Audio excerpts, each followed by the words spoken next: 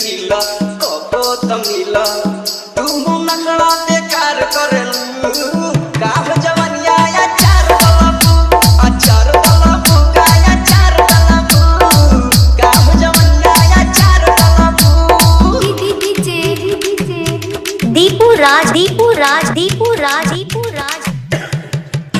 आजमगढ़ कितना दीवाना गई ससुरे ससुरे से लौट के जब नैहरे आई